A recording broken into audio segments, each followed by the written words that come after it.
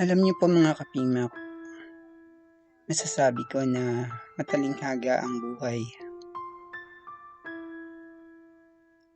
At ang existence mo sa mundo ay hindi lamang basta sumulpot ka dito. Alam ko na may papel kang gagampanan at alam ko na may mga bagay na nakaata sa'yo at kailangan mo lang itong matuklasan.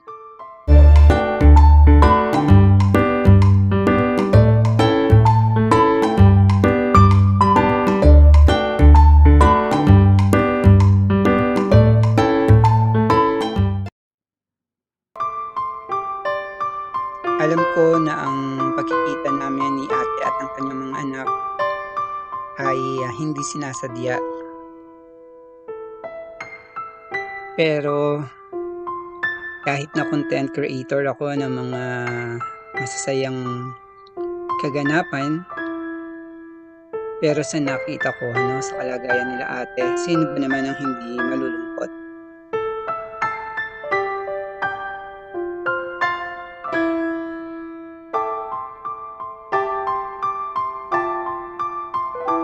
Mula sa simpleng pagkikita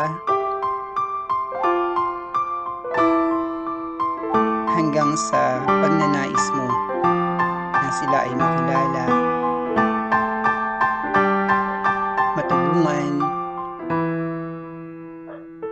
maiparamdam sa kanila na bahagi sila ng lipunan. Then, kuha din tayo ng pansit canton. Ano ba yung pansit canton na masarap? Ito, mantika. Ayan na yung mga napipili nila. Magic sauce sa mga bata. Kuya, yung hindi maanghang para... Ito, gusto mo ito? Hindi maanghang. Ayan, kuha tayo ng... Lima. Kung kaya't ayoko na magwakas ito sa ganitong pagtulong lang, alam ko ito ay simula pa lang, nag-uumpisa pa lang, at marami pang darating. Maraming salamat nga pala sa lahat ng mga kapimak ko na tumulong sa akin. Siyempre kay Madam Belinda, mag-iingat ka dyan sa Israel. Si Madam Selbik, and of course, yung mga co-teachers ko, si Teacher Joseph. Ayan, and asawa niya na si May, Thank you so much sa lahat ng mga friends ko at sa pamilya ko na tumutulong sa akin. And then, so ito na yung pinangako ko sa inyo, So kahit sa isang araw ay aalis na ako, pupunta, malayo yung pupuntahan ko, pero ibinilin ko sila ate saka sila kuya, kila Katoto, saka kila Katawi Maluano, na sila muna yung magtutuloy habang nasa ibang bansa ako. And then ako naman, lagi ako mag-update sa kanila.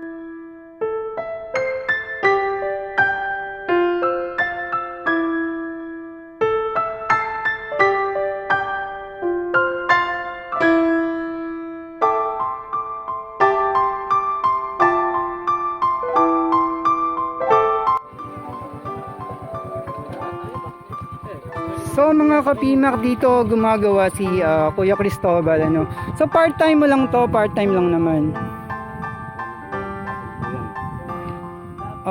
So ito yung pag-uuling.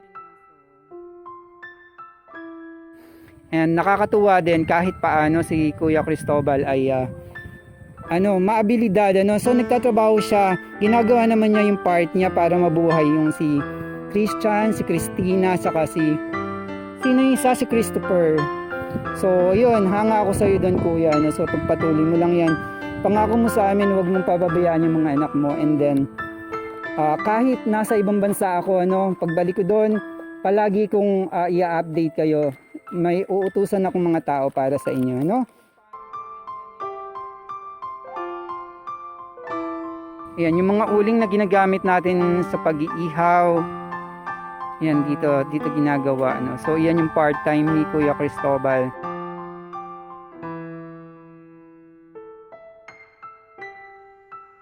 Ang buhay ay punong-puno ng problema, ng pakikipagsapalaran, Ngunit masarap pa rin sa pakiramdam na tayo ay nagiging bahagi sa pag-unlad ng isang tao or sa pagbabago ng kanilang buhay.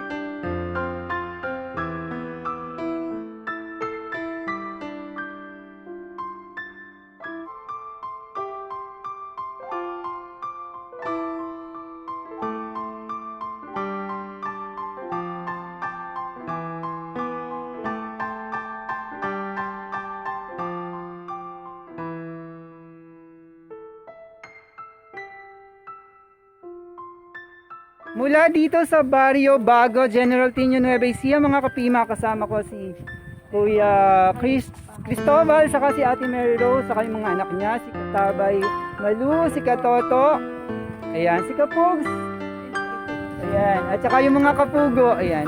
Thank you so much!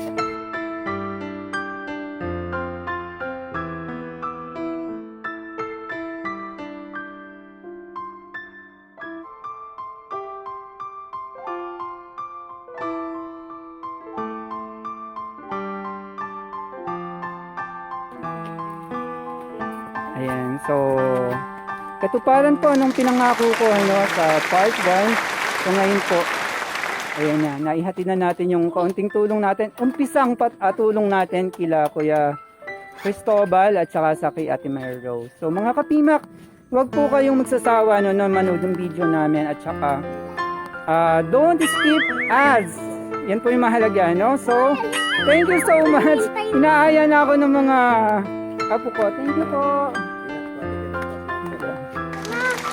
Ayan. Thank you po mga kuya, mga ate, no? Nawala si ating nagdala sa atin dito. Sana na umuwi na.